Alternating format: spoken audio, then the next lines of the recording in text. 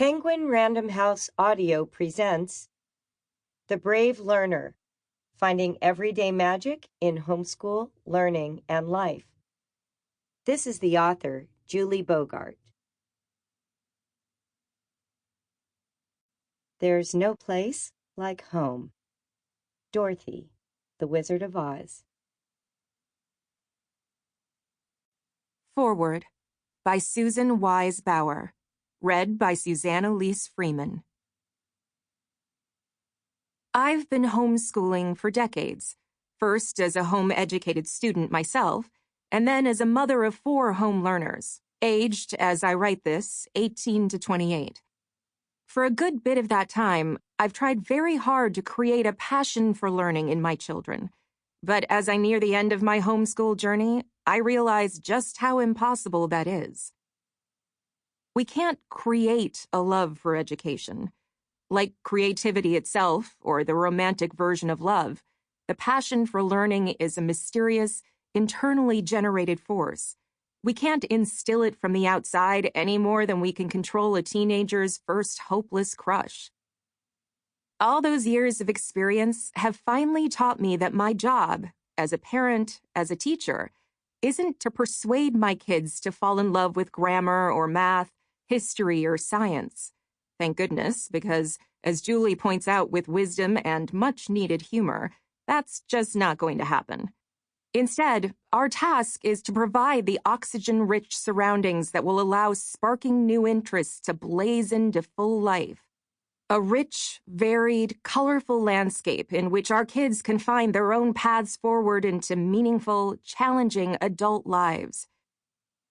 This is what the brave learner tackles, the attitudes, approaches, and strategies that we parents can adopt in order to give our children what they really need.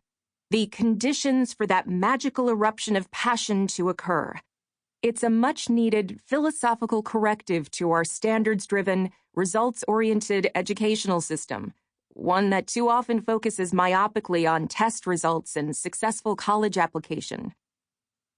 There is big thinking here, a philosophy aimed at developing the unique, quirky, sometimes maddening, always magical people living in our houses. But there is also practicality, bullet lists, how-tos, and thought experiments, all vital scaffolding for a new application of principles. Julie doesn't just tell you that children should be exposed to different ways of seeing.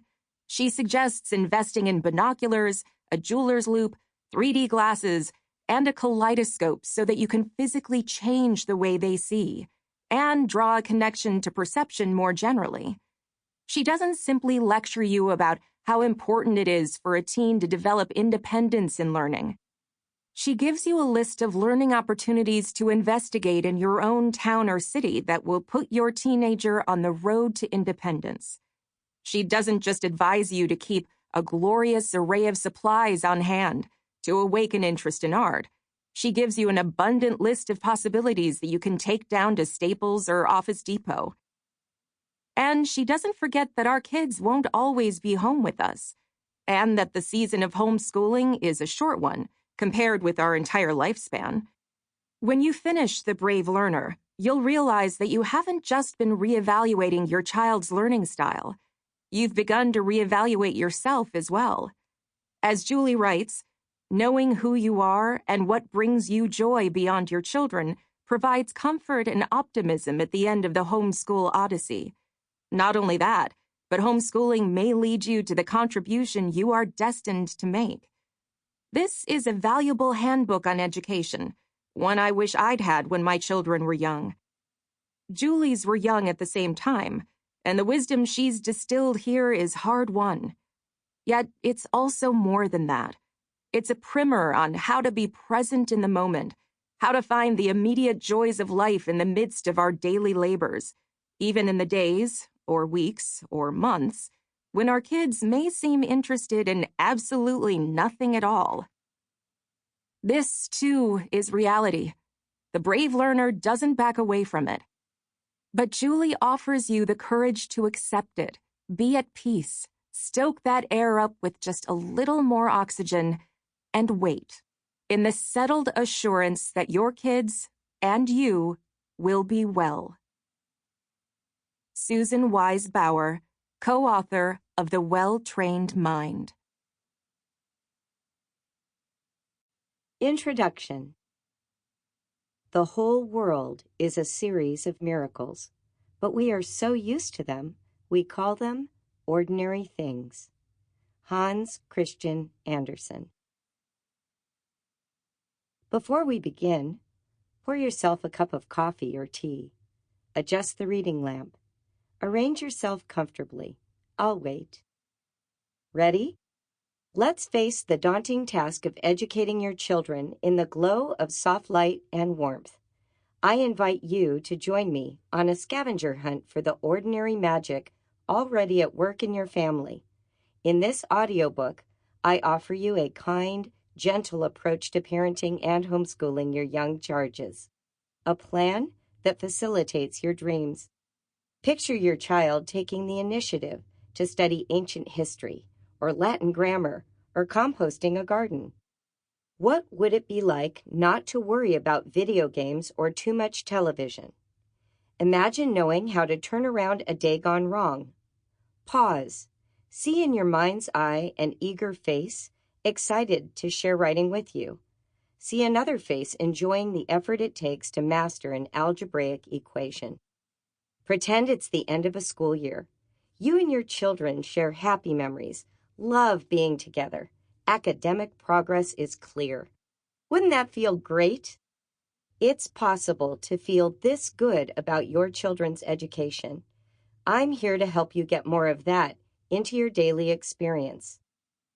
Every home educator and parent I've met offers me the same mission statement. I just want my children to love learning. Me too. I have 5 adult kids I homeschooled for 17 years with the same fragile aspiration. I felt batted back and forth between curricula, education theories, and homeschool philosophies.